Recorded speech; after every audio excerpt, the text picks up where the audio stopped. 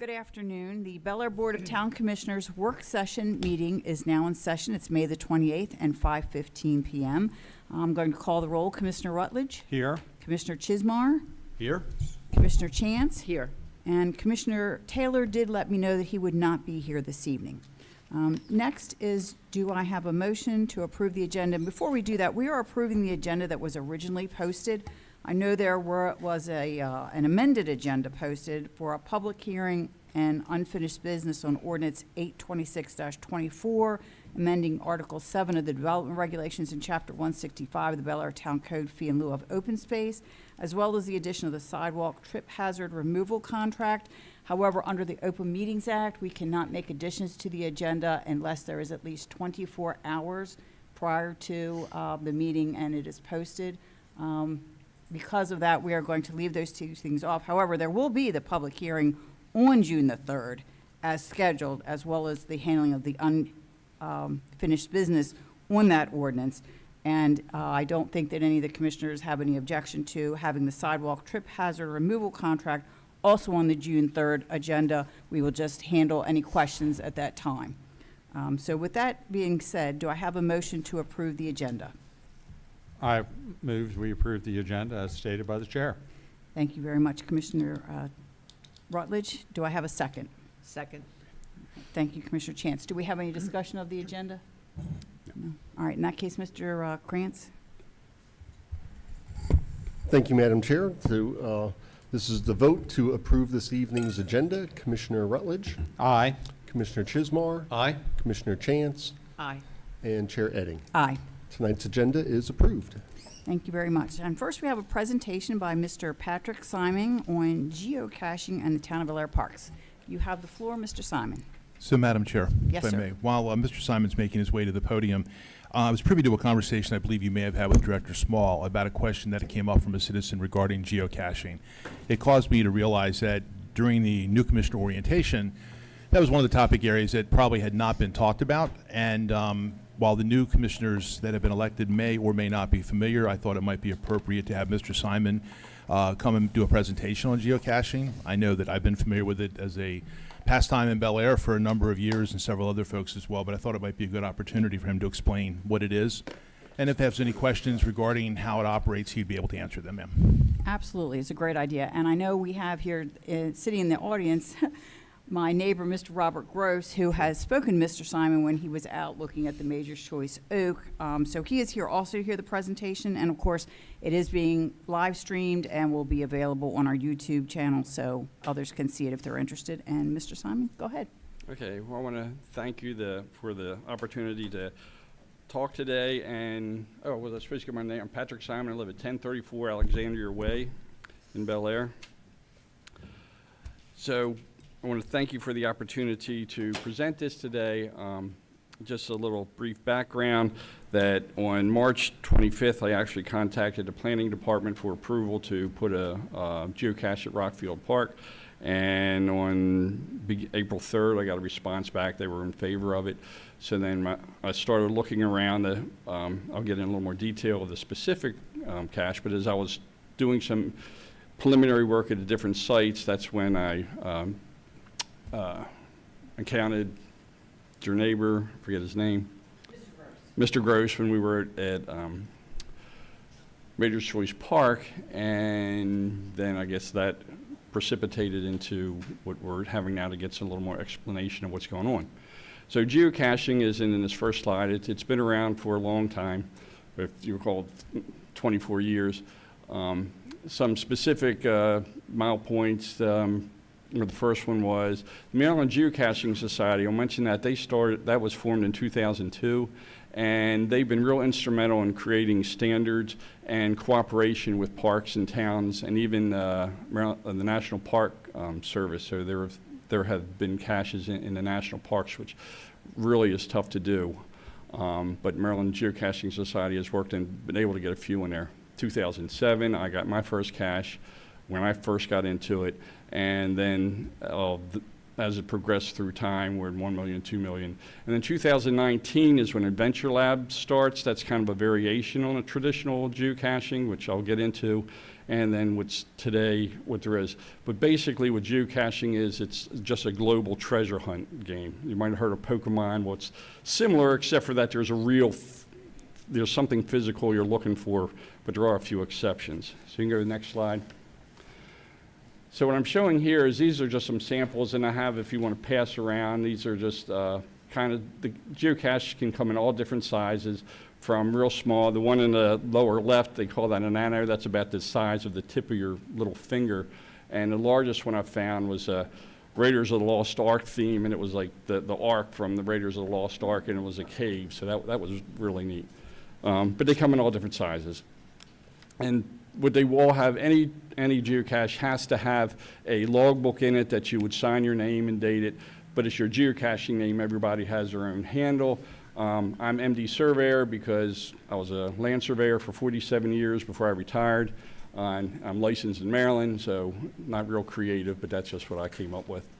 And then the larger ones, you can put trinkets in there. I have 6 grandchildren, and they just love swapping it, because if you take something out, you got to put something in. So that's kind of the background of that. Okay, you can go to the next slide. So the town of Bel Air has been worked with, as I mentioned, the Maryland Geocaching Society on multiple times. You have right here, there's a Maryland Municipal League. They had 2 statewide trails, one in 2008 and another one in 2013, that if you went to the specific number of these the caches in these towns, you got a coin, and that's kind of what you see on the right side is actually the geocoin that that the geocachers could get if they completed a trail. The Maryland Geocaching Society also does CAM every year, which stands for Cache Across Maryland, which there's 10 caches that you have to go all the way across the state of Maryland to get them within like 6 to 8 weeks, and then you get a coin for that.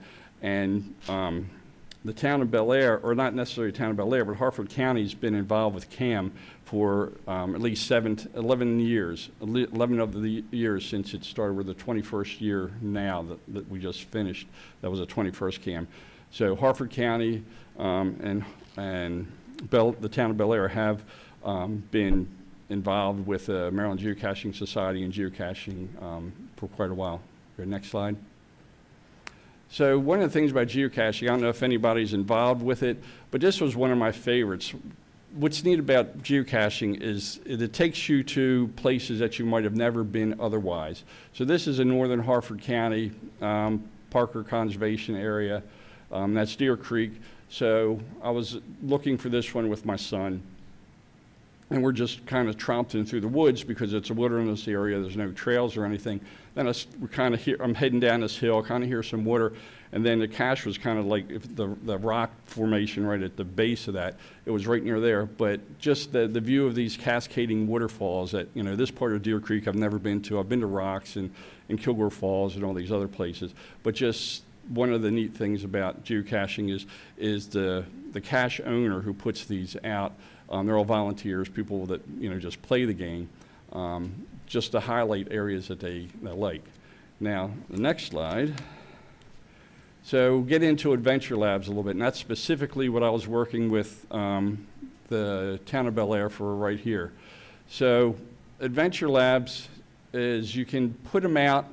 Number one, if you're going to place a geocache, you can put it anywhere you want as long as you meet the guidelines and the reviewers for that area approve it, because you can't put it out anywhere you want. There are specific guidelines, and all geocaches are approved by volunteers across the country and across the world. Geocaching, I don't know if I mentioned, it's actually in every continent right now, even, yes, Antarctica, there's caches there. But Adventure Labs, you're kind of, depending on your, I guess your experience, how much you've done, geocaching headquarters will give you a credit. They'll say, okay, you can put out an Adventure Lab within the next 2 months. If you don't, then they take that credit away. So it's not something you can say, I want to put out an Adventure Lab. They just, do you want to do one? So I got a credit recently, they said it, and I've done 3 other ones. That's on the bottom. The first one I did was Underground Railroad, just highlighting spots in Harford County. And Adventure Lab, if I didn't mention it, it's like 5 sites. You can have up to 5 sites. It can be a part of that. And the Adventure Labs are different, and there's no physical container there. That any Adventure Lab, you're just going there, there'll be a question. Once you get there, the app on your phone will, light up saying, okay, you're within the right radius that you can be here. What's the number on this pole? How many, of this or that? So it's like whatever the question is. So I wanted to highlight sites of Harford County's involvement with the Underground Railroad and just some of the details. I did that in 2020. You don't get a lot of detail about how many people find it, so you usually get about the first 10 people. So to give you an idea of how many people will be doing this Adventure Lab, they are popular, but it's not like you're going to have 1,000 people there a week. Like the Underground Railroad, there was 5 people there the first week that did it. There was a total of 10 that had finished, or it could have been 10 or more because they only give you the first 10.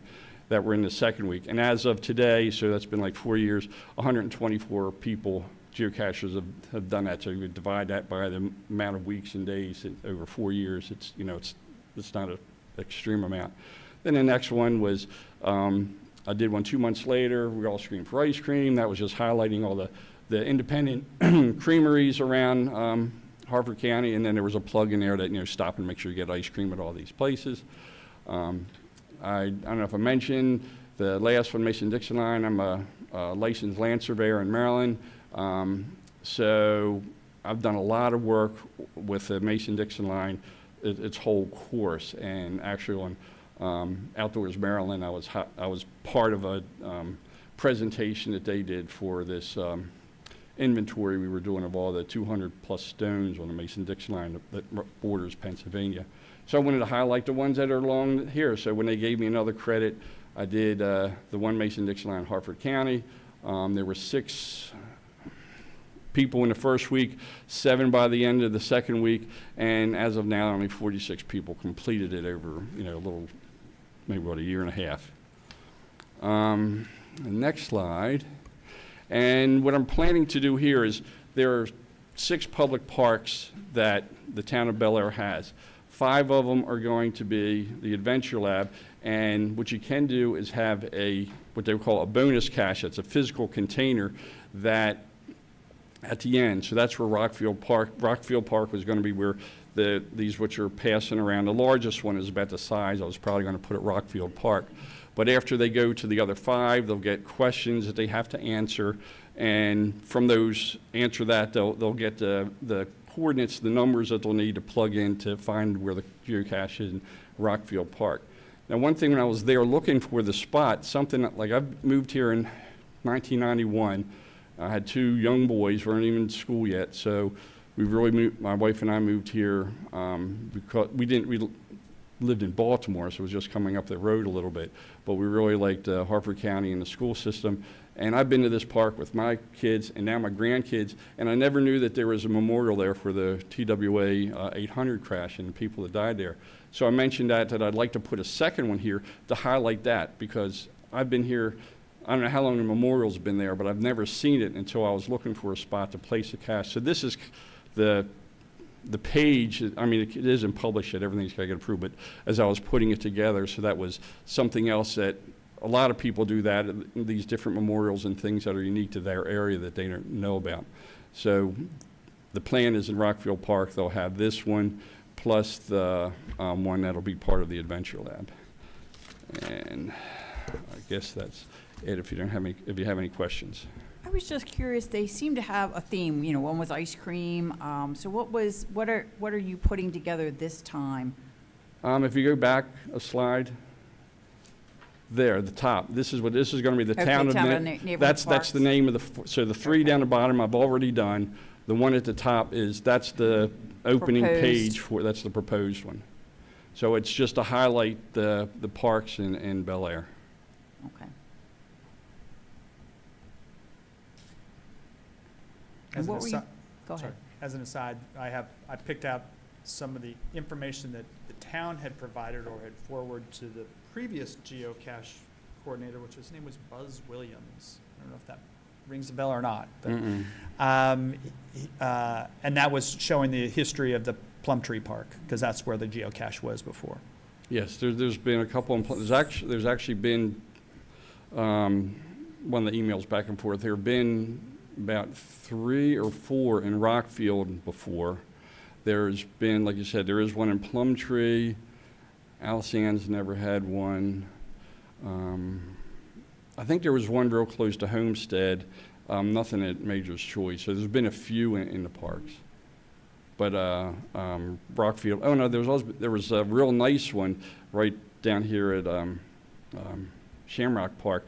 It was a real neat birdhouse that somebody had that you had to, there was kind of a gadget cache that you had to do there was like a button you pushed on one post and it made it ring. There was like, inside, so then you had to figure out, because the coordinates just took you to where the doorbell was, and then you're listening to the thing, and it was a birdhouse, so you just thought it was, then that's where it was. So they've been in a lot of the parks. Well, I know that I have spoken to my neighbor, and some of the neighbors are opposed to the Major's Choice Park, although I think the reason is more that it's a park, but it's got no parking lot, it's got no, public access really. It's just the woods that sort of runs along the stream through there, and I'm sure the concerns are, people coming, where are they gonna park, what are they gonna do? You can't get too close to the oak tree because it's fenced off. Right. I don't think we want people in there. And I hope there's nobody here that's going to do the Adventure Lab, because I'm going to tell you some of the answers to the questions. Okay. So the real, No. I'm just kidding. But it's like, when you get there, there's a page for each one. There's some history. Since I'm a land surveyor, I was pulling the deeds for all the parks. I would say this piece of property was acquired on such and such a date. It's this many acres. It was bought by this. Then when you go there, like Alison, it's like, there's 2 slides. So the question is, how many slides are there? For Shamrock there, it's like, which one of the animals has a water fountain in it? So you got to have, put in lion. So the things like that. So Major's Choice, there's not a lot there. It's the tree. So the question that they can answer that they don't even have to get out of the car for is how many posts or on the fence that circle the tree. That's the actual question that's going to be there. Any other questions from anybody else? No? Kind of interesting. And I did know the answer was line for the water fountain. No. Without even going to the park. I've been there a lot. All right. Thank you very much. Appreciate Okay. your time. And I'll take those containers. Did you get your thumb drive back? And now we are on to the town administrator's report. Thank you, Madam Chair. I just have 3 items, basically housekeeping items to review with the commissioners. The first one is, since it's summer and we know the commissioners will be on vacation and we know the possibility would arise for a proclamation that may happen while someone's away, we wanted to get 5 signature stamps created for the 5 commissioners so that in the event one of you is absent and we have a last-minute proclamation that needs signatures, we would like to use the stamp. Keeping in mind, we would not use the stamp without your permission. You would know ahead of time, but certainly it just, that way the proclamation is not held up. So having said that, Christine's asked me if I could have each of you tonight before you leave. There is a signature sheet with a set of instructions in the Commissioners' conference room, and if you would provide us your signatures, we'll create a signature stamp. And I have signed that for Christine, and she's handily put a legal pad, so you can put the paper on top of the Yep. legal pad, so you can see the lines through it, and it's a little helpful to getting your signature on straight. I signed it like 3 times, and she did ask you to just leave some space in between, so. Great, thank you. The second item is more of a precautionary note that if you haven't responded to Mike Blum, please make sure that you take note of his July 4th emails. I will be out of country for the 4th of July, so I will not be able to be coordinating that day on your behalf, but he will have, obviously he has placement for you all in the parade.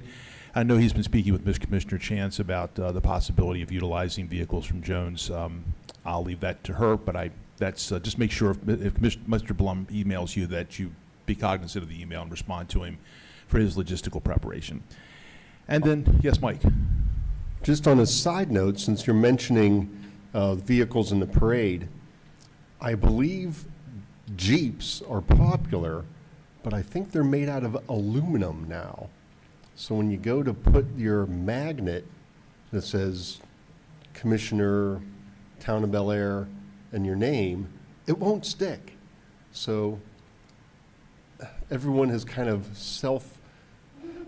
created their own way to somehow put your sign up on a Jeep. So if you get a Jeep, just be aware that, Don't leave it till the last second. yeah, don't be prepared. So it's Duct so- tape rolled up, I Yeah, so if you understand, do is have one another- solution to that issue. clearly the old convertible classic cars, they're all metal. The magnets stick to them, no problem. Sometimes the owner of the car might be a little fussy because they don't want a magnet on their paint if it's a real valuable classic car. But I just want to throw that out there for, Even with the yeah. still valuable Jeeps that Jones might loan us, we should be very, very careful. I'm very yes, appreciative yes. of their generosity. They're a huge supporter of the Fourth of July Yeah. parade, and to loan us red, white, and blue Jeeps is really going above and beyond. I was But actually, there are ways with tape on the window Yeah. glass, that kind of thing, and it's not for that long, and we're not going fast, so it's, I just didn't want anybody to be surprised. I know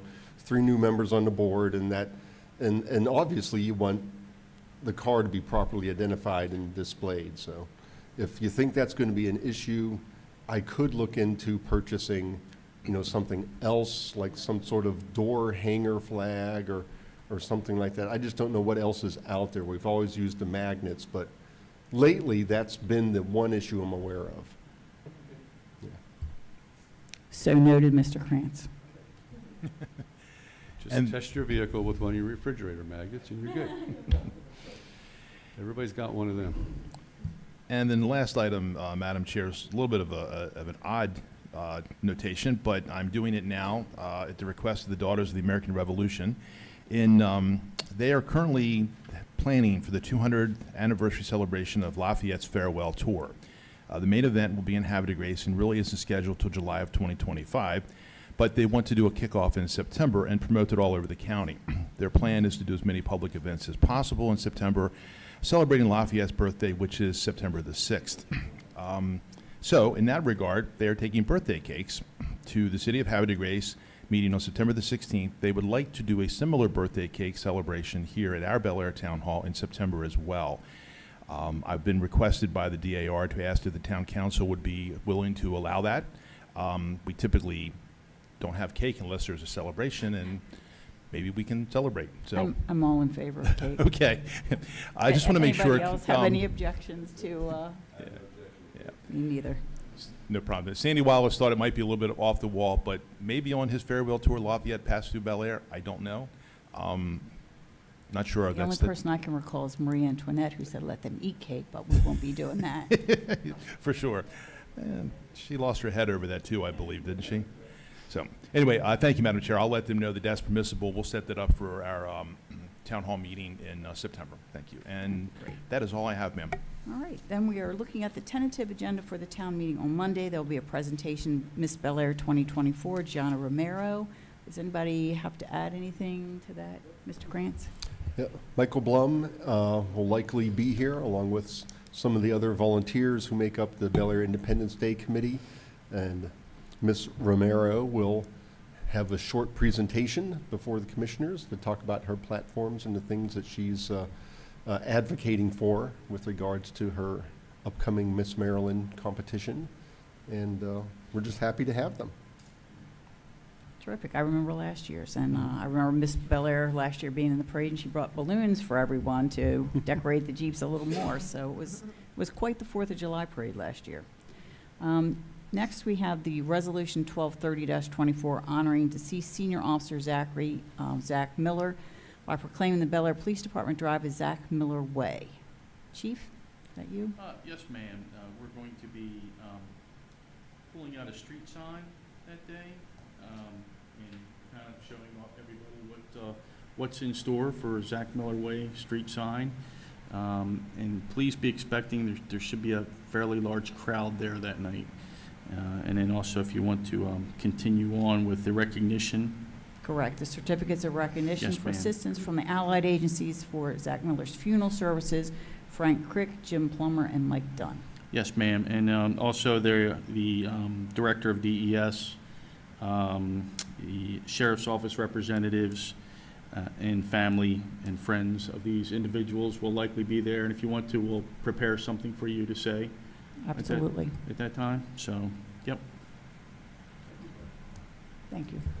Also, in addition to what Chief Moore was just referring to, normally we would do a resolution down in new business, but because of Zach's significant contribution to the community and the police department, a proclamation, we're doing a resolution and a proclamation. So there'll be a proclamation that can be given to Zach's sister, and then also the resolution itself will end up archiving the fact that the commissioners proclaimed this drive Zach Miller Way.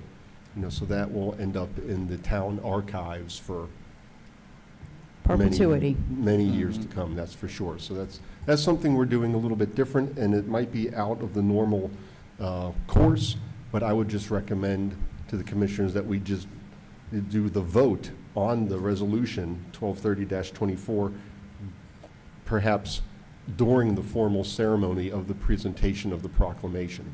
It might add a little additional formality to the significance of the event.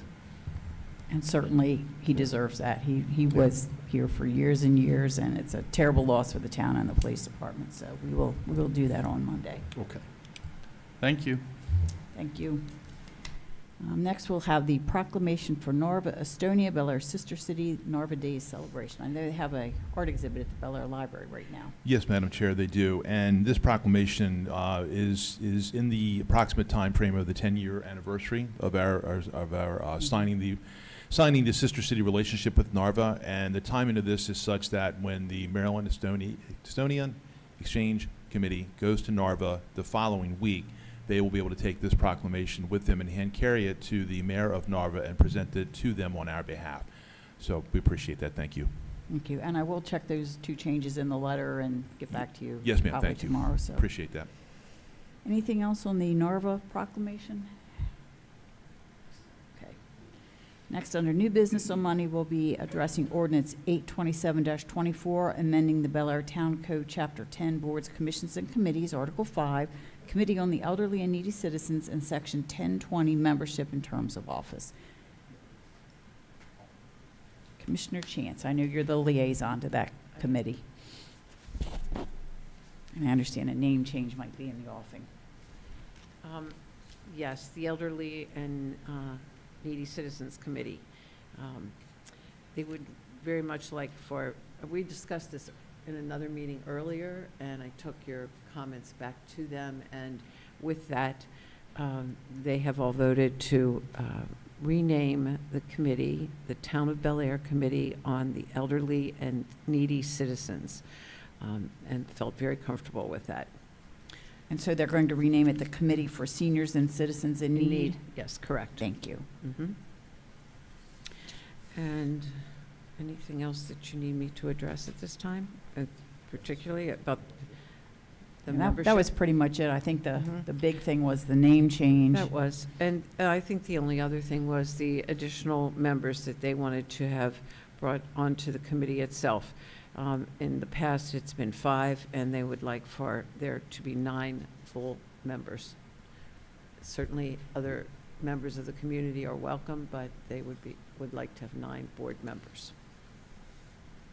And I know for some time, it was it can be difficult to find members, and 9 is a lot. Were they comfortable with something like, shall consist of a minimum of 5 and a maximum of We 9? didn't discuss that. I'm sure that would be the case, but they are actively looking and have other members already interested. That is Other members terrific. of the community interested in being members on the committee. That is terrific, but that would allow them flexibility if Yeah. for some reason they lost some members, that they could continue to operate until they found some people that they wanted to have on the committee. Anybody have any other questions?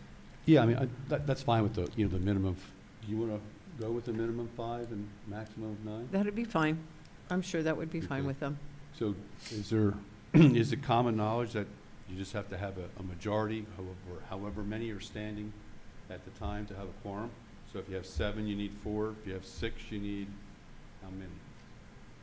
I just, you know, you need 4, so you still need a majority. Yeah, And that's a standard, we don't need to put that in the No. regulations. I don't believe so. No, okay. I agree. If we, and since this proposed legislation hasn't even been introduced yet, we're just having a conversation about it, it would be more than easy enough for me to amend the draft document you have in your hand and change that to minimum of 5, maximum of 9. That way, if there is ever unavailability in the future, the quorum would be based on the minimum of 5. So there would only be a need for 3 to conduct business, where if we changed it to 9, you'd have to have 5 members present to conduct Correct. business. I'm sure that they would not have a problem with that. It'll leave them flexibility. They can certainly Right. have their 9 members as they Yeah. wish. It won't Right. change any of that. But I'm not sure that I see anything in here that says that they vote by majority and what a quorum is. That's, I'm not I sure don't if think it's- that's in, that might Yeah. not be noted in each and every I wouldn't board, think so committee, and either. commission. I think that's just a standard practice of Robert's Rules of Order, but I We could be should- mistaken, not being an expert on that. I think we should check on that, because if we're going to pass it and we need it, this would be the time to do it. And if we don't need it, and it's somewhere else in the code, as it might be. That that might be an opportunity to amend every board, committee, and commission then. But don't they all, aren't they all supposed to follow Robert's Rules of Order? Typically, but it's often done in informal fashion. Okay. But when it comes Especially to, for but when these it type comes of to committees. conducting business and voting, it's a quorum, and that is normally a quorum of the minimum number of participants, Ah. is the way I've interpreted that myself. But if Yep. it's not written in the code, maybe that's not accurate. Each Well, one of the Planning Commission, Board of Appeals, HPC has powers and duties, and in the powers and duties, it enumerates majority. Okay. So if they don't have powers and duties, and it's not in the code, then it probably should be. Well, we have quite a job ahead of us then. Yes, we do. Anyone have anything else to say about the elderly and needy No. citizens legislation? I think it's a better name. I think it is a better name. Yep, I like the name. All right, next, we have Resolution 1231-24, the Town of Bel Air fee schedule amendments. Ms. Moody, is that you? Who's doing the fee schedule? It's actually Mr. That's Krantz my again. Thank you. When I see money, I think Lisa Moody. All things money. So we have several amendments, proposed amendments to the town's fee schedule. I'll wait till everybody gets a copy, if you could pass it all the way around. But again, this is just proposed for introduction on the 3rd. And if you're uncomfortable with any of the proposals here today, we can always remove them from this draft document. And I think there's really only one primary one that needs to go through, which would be, just to jump ahead to that one, it would be the sewer fees, which need to be updated. Lisa, I think, is that the one that you typically always need?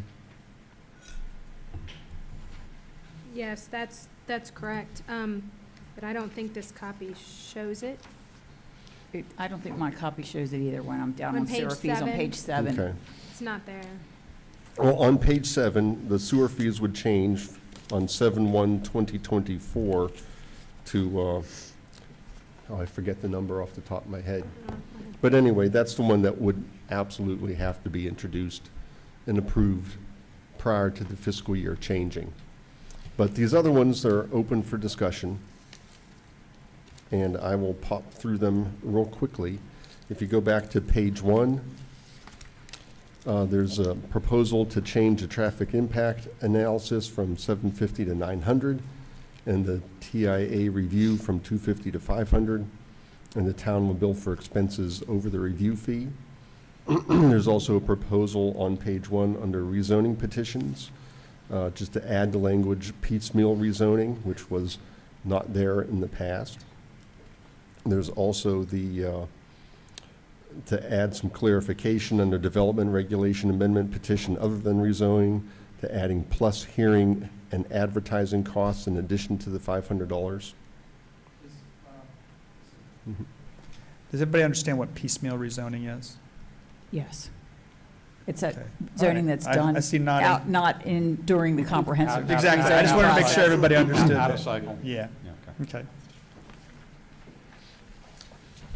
Turning over onto page 2, there's some additional proposals to increase the fees for certain permits for signs, temporary signs exceeding 6 feet, 6 square feet, signs under 25 square feet, and all others, $25 to $35, $35 to $50, and $75 to $100. In addition, underneath that, temporary use permits, Christmas tree sales, tents for special events, modular classroom facilities, proposal to change that fee from $25 to $35. And I know this might be a lot to absorb. This is the first time you're seeing it. So feel free to ask any questions, or if you have any concerns, we can Yeah, delay these. my main question, Mr. Krantz, is just what is the rationale, you know, for the sign permits to go up? What was the thinking? What's the reason can- behind it? I can answer that. Basically, the idea there is you're recouping the review time, and $25 basically recoups about 30 minutes of somebody's time, and it needs to be extended a little bit more so that we're gaining some money back for the time spent in review, both for the signs and the temporary uses. And the proposed increase, you think, is getting closer to? It's not really gonna covering. It's not going to make us whole right now. But it's getting closer. Yeah. The idea there is to not make a big jump, Yeah. but just do it incrementally. Mike, did you happen to get the PI request or the amendment that I sent for Public Information Acts? Did you happen to see that? There would be photocopies and information requests. I think it is addressed in the fee schedule already. Let me see if I can find the Yeah, you might want to check that out. Board of Appeals, There's- permits, miscellaneous, election. It would be page 5 Delinquent of 8. You already have it there? No, I sent it on the 23rd. There it is, page 5, Maryland Public Information Act requests. Under the appropriate section of the Maryland Town Code, the town may charge reasonable fees for the search and preparation of records and inspection for copying. So it currently reads that the document record search and report preparation fees vary depending upon the personnel, time, and materials and cost required to perform the tasks. That doesn't reference what the code says, but the code currently says that the first 2 hours are free. Mhm. You know, and that's what, so without quoting that, without trying to amend the fee schedule every time the state might change the law, we just left in the reference to the Maryland Public Information Act request. So you'd have to go back to the Maryland PIA law, and then you would learn that the first 2 hours are free, and the town does strive for that. But I think there's been a proposal to put a fee on particular types of police records, regardless of the 2 hour caveat in the law. So I think that might require some discussion. Is that at the state level or the town wants to do that? The town is seeking to implement, I guess the chief recommended to implement fees for certain documents regardless of the 2 hour law limit. So I think I the think 2 that might hours, require some I think- discussion. and will require some discussion, but I Yeah. think the 2 hours is the time limit. I think you can charge for the copies themselves. That's It's just you can't charge for the time Yes, for we do. 2 hours. Correct.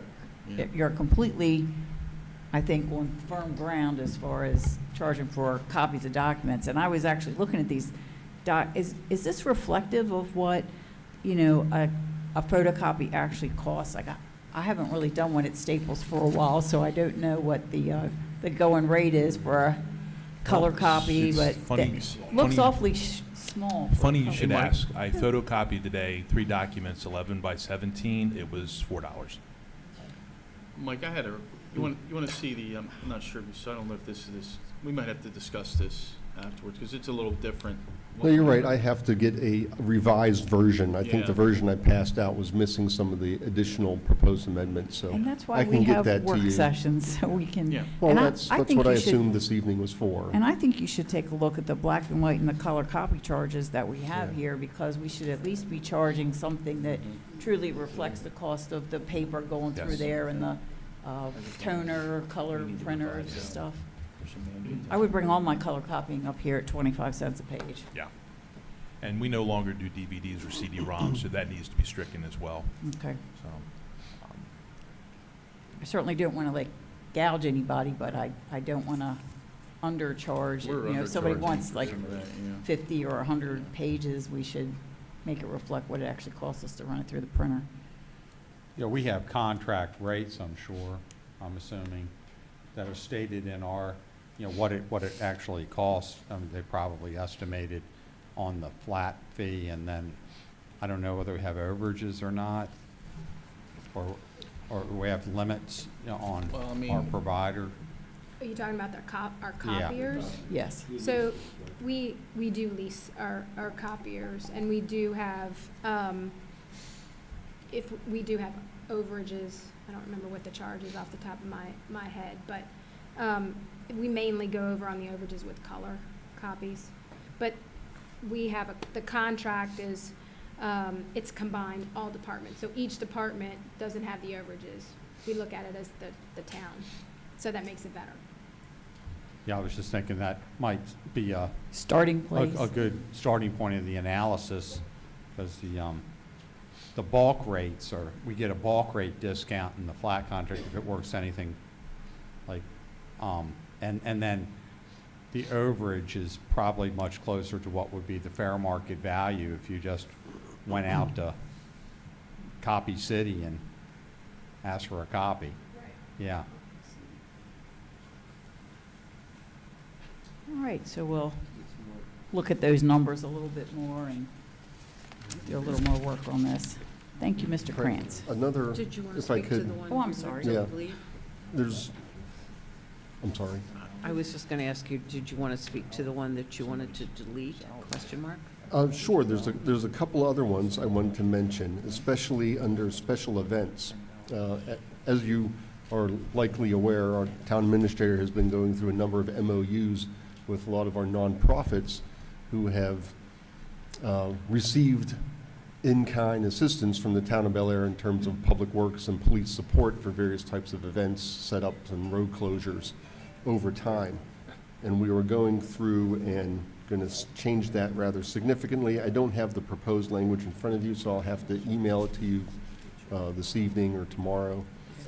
And if you could get back to me and let me know if you're looking to change that. But in a nutshell, we're going to keep the first $300 for each event for utilization of services, but then there will be an opportunity for nonprofits who repetitively use town services to enter into an MOU with the town of Bel Air. And Town Administrator Hopkins, if I'm doing that justice, is there anything you'd like to add? No, only that we've actually already set the fees based on contract prices with the various nonprofits. So I would actually ask your indulgence to keep the fees as we've set them. They've been approved, they've been signed in the MOUs. They're consistent with the hourly rates of the DPW and town police officer salaries. And they're reasonable in terms of cost and so forth. They were just never enumerated in the fees policy. Thank you, Mike. Mike, so under the fines and penalties on page 4, where, violating stop work orders, things of that nature. Seems a little, seems a little low for not, getting permits and things like that are not that expensive in town. And people don't want to go through it. $200 is still not that much of a fine. We looked at what other municipalities or the county does for fines on that? I don't think we have any recommendations for that particular section, but if we wanted to look into it, now would be the time. The town board certainly can amend the fee schedule whenever it needs to. The only critical item for the turn of the fiscal year would be that one sewer fee. And since we do have so many proposals, perhaps I could institute a resolution for the upcoming town hall meeting on July 3rd, specifically for the sewer fee alone, and then we can continue the discussion on some of these other topics. And that could be introduced in the second meeting in June, unless anybody has any concerns about that. As long as we Yeah. get that sewer thing done. Well, Yeah. yeah, I mean, it has to be introduced at the next board meeting. There would be a public hearing, so I guess you're suggesting that we add the rest of the items as an amendment during the public hearing? No, I was suggesting we'd actually do a separate resolution.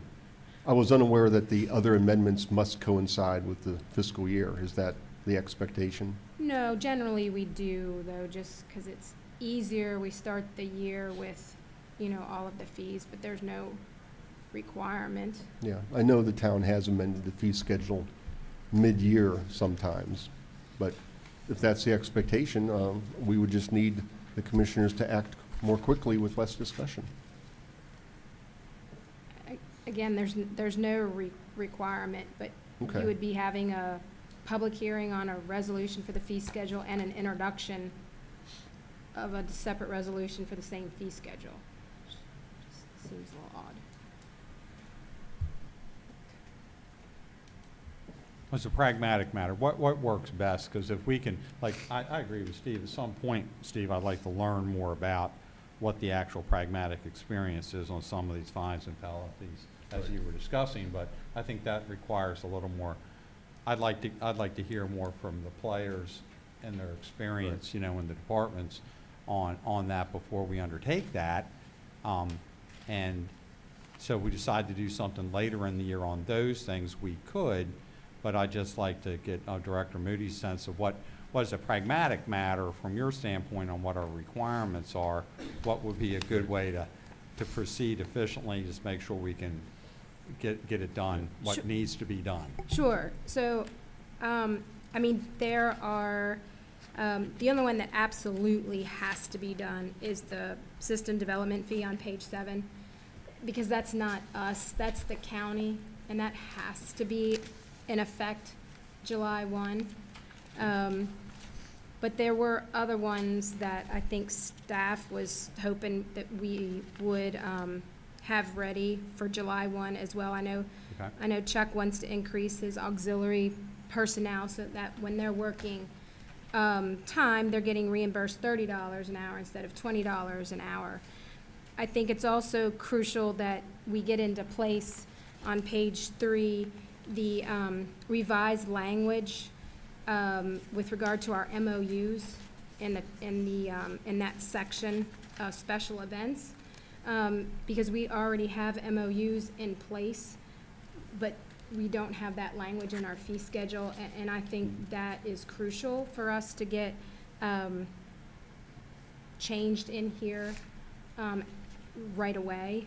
I know I had some conversations with Charlie Dawson last week about the stormwater management permit on page 7, and I think some building permits changes that he would like to institute July 1 as well. So I think maybe if we just went back to staff and made sure Michael had all of our suggested changes that we really would like to see July 1, that probably wouldn't entail some additional research that you all would like to have. Again, you can remove any changes that you want before you approve the legislation, but it's nice to have our fee changes set at the beginning of the fiscal year. But again, there's no law that says you have to do it that way. It's just nice to have new fees. It also helps with the revenue. If you start, we all know that it's not covering our time anymore. We really need to get that instituted sooner rather than later. So I hope that helps. Yeah, it does. Thank you very much. So if I could sort of summarize, what we're sort of thinking is that we should go ahead with this on June the 3rd with everything that all the departments think is important, most of which are already in here, although the chief needs to check and make sure that all his items are covered, as everybody else should as well. And then we'll leave things like the violating a stop work order, doing work without a permit, and the photocopies and that sort of thing for another time, when we have more, so we can take a look at it. Right, so we take a look. Okay, there we go. I'm good with That that would be fine. Thank you so much, and I apologize for having the wrong copy distributed this evening. That's all right. But I will get that to you shortly after this meeting, and we'll have plenty of time to review it for introduction at the town hall meeting on Monday. Great. Thank you so much, Mr. Krantz. I know that's a lot of numbers and a lot of checking to do.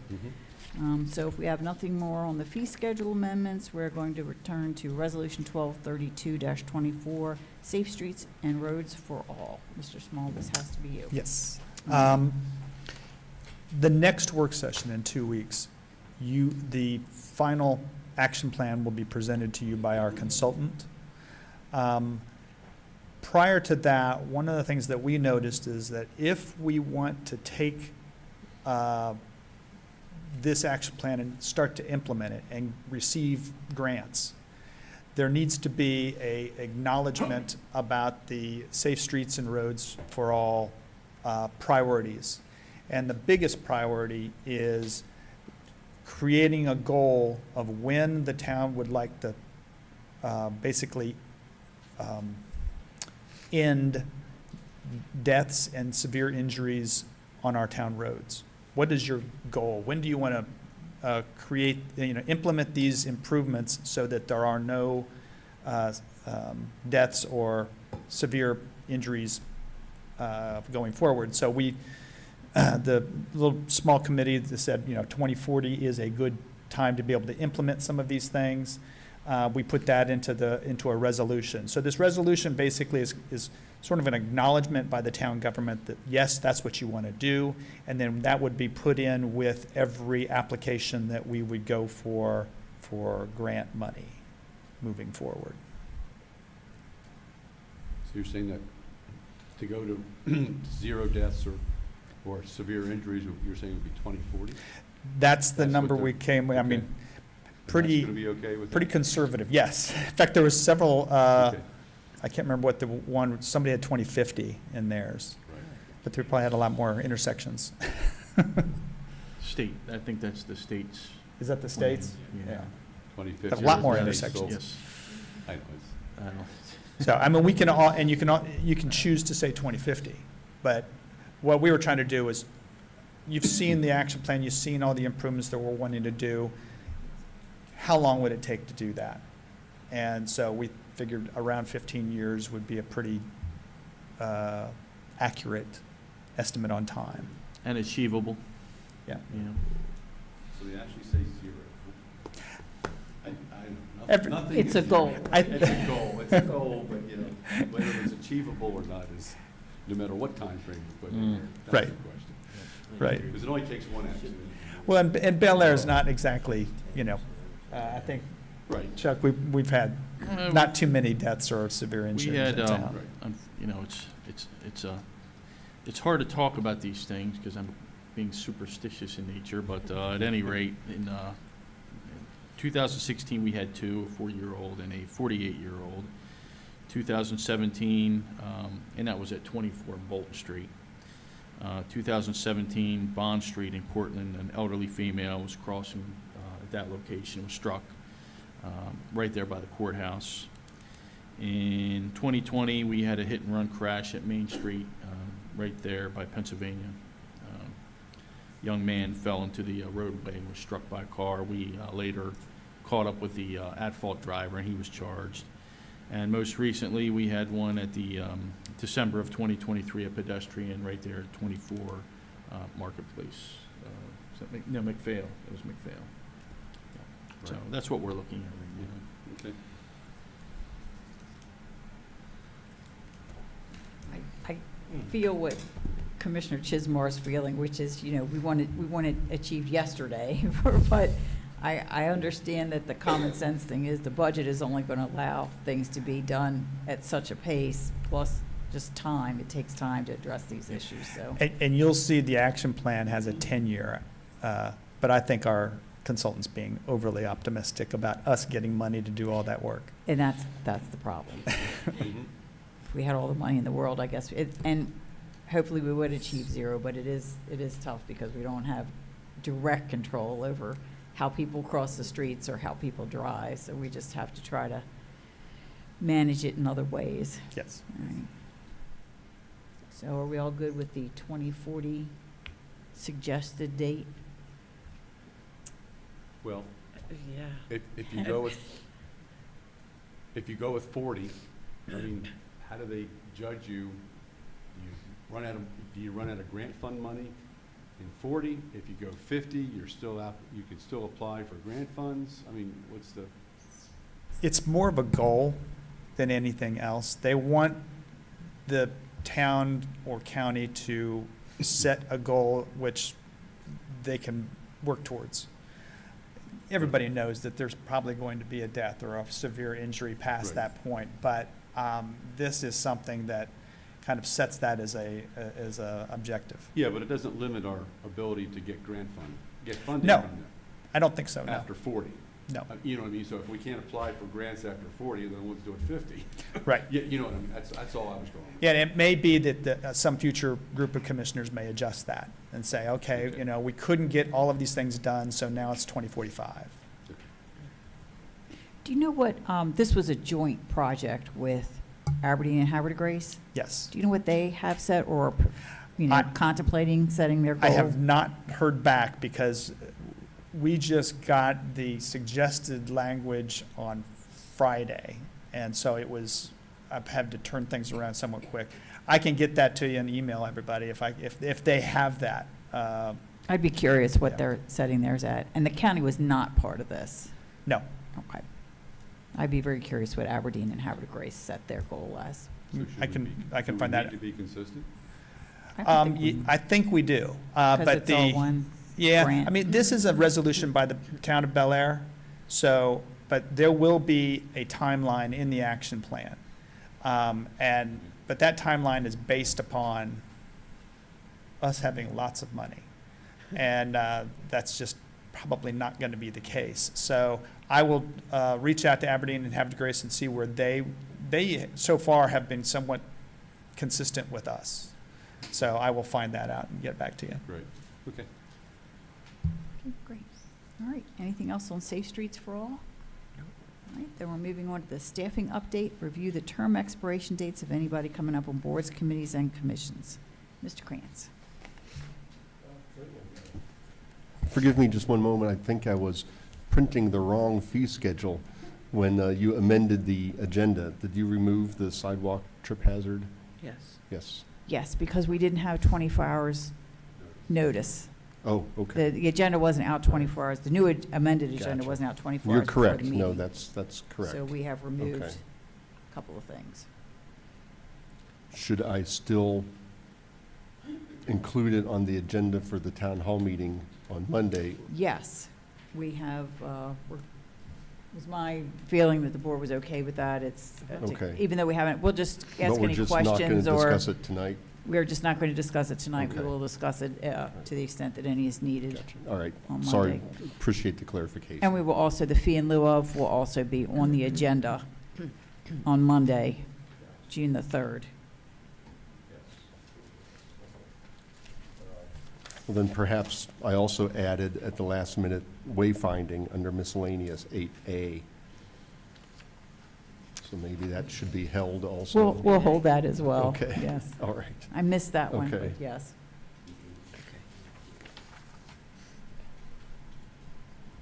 Sorry, thank you for the clarification. Staffing. Certainly. I have a printout of committee positions expiring through 12/31, just for boards, committees, and commissions regarding appointed officials. We typically pass this out every work session, and my staff have been trying to keep this up to date.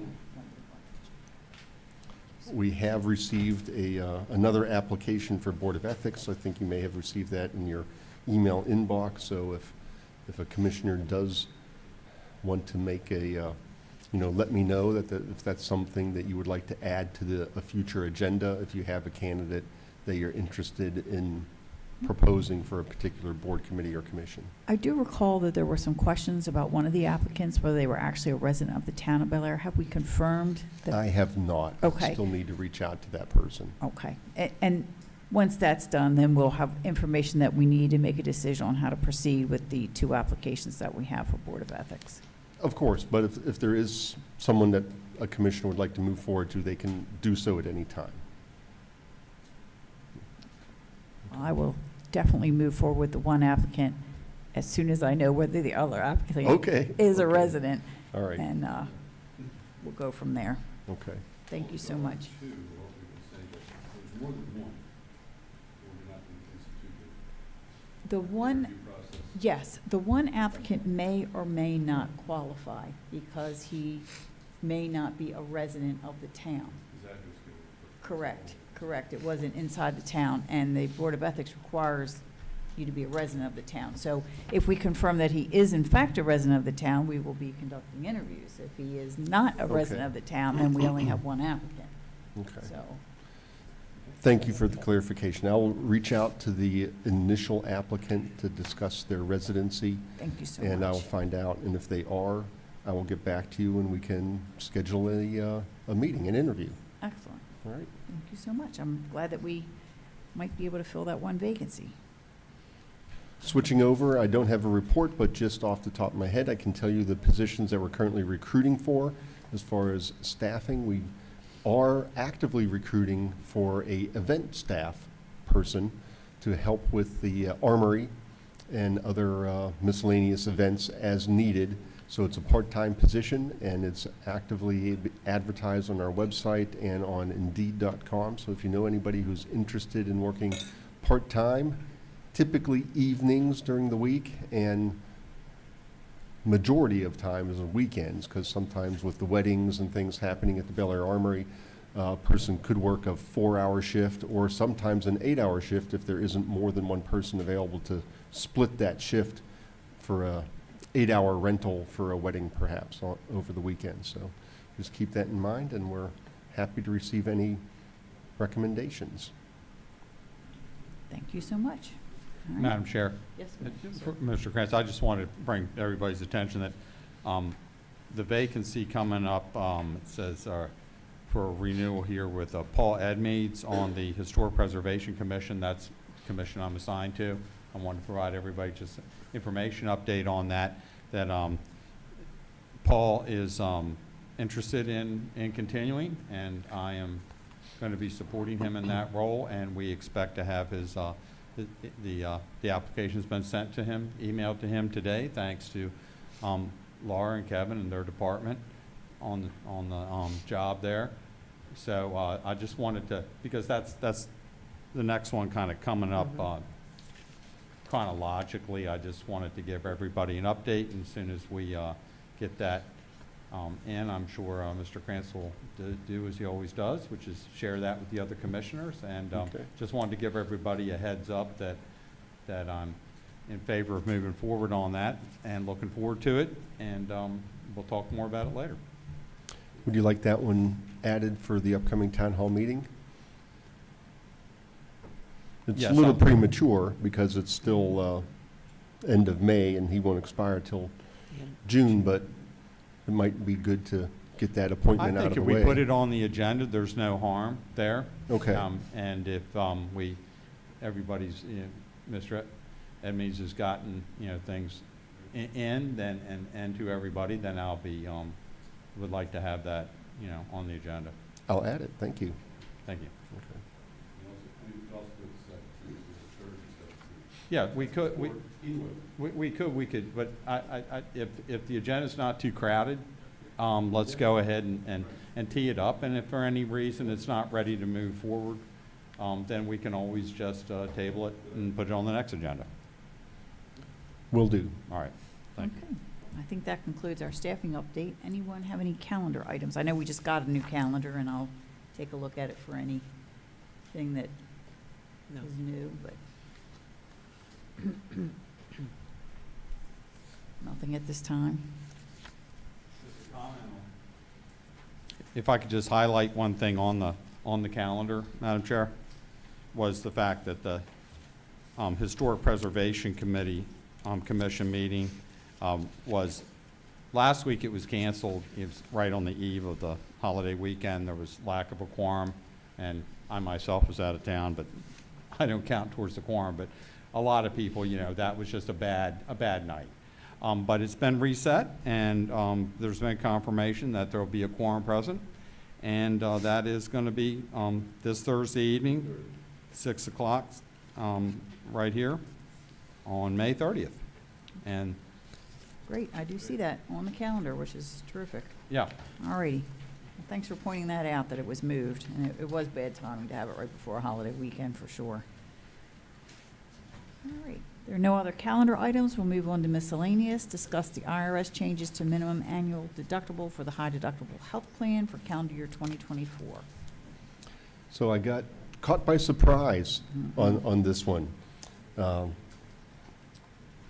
Normally, I would have been aware that the IRS minimum deductible changed from $1,500 to $1,600 and from $3,000 to $3,200, but I didn't, so we were unable to include that in the FY25 budget.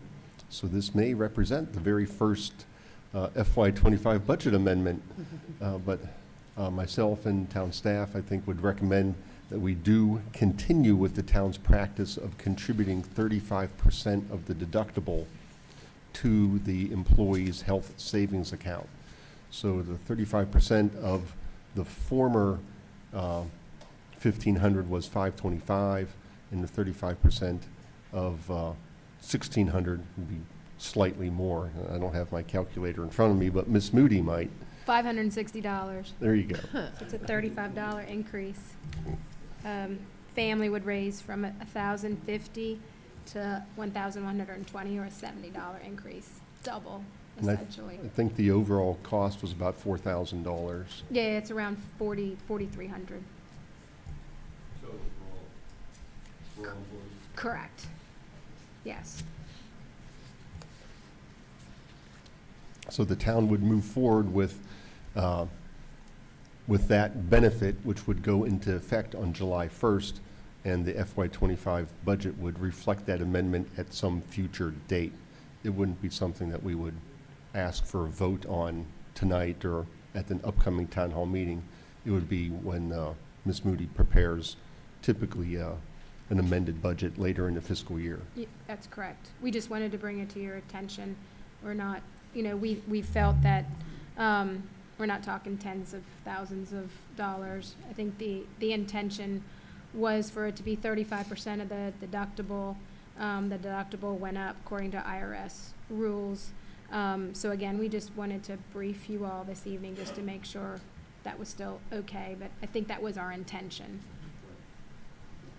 And I know they adjust that annually for inflation, so the number floats around depending on how bad inflation is, so. Yeah, what's interesting is that the deductible has never changed That's since we funny. instituted a high deductible health plan. And that's been 6 or 7 years. 7 years now. It's never increased. So, at least the IRS hasn't increased. Yeah. That's funny.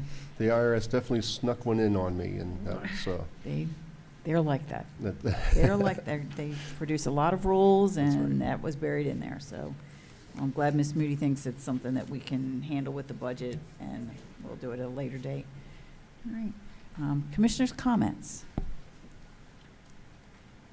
I know I have a few comments, because I attended I'm looking for them. I had to write them down so I didn't forget anybody, but I did attend the Memorial Day celebration, or recognition, really, event in Shamrock Park on Monday, and I saw Mike Krantz there, and Dave Anderson was there, I was there, DPW was there, doing their job as always, Police Department chief was there, and Nick Schroeds was there from the Bel Air Police Department, along with the Harford County World War II Society.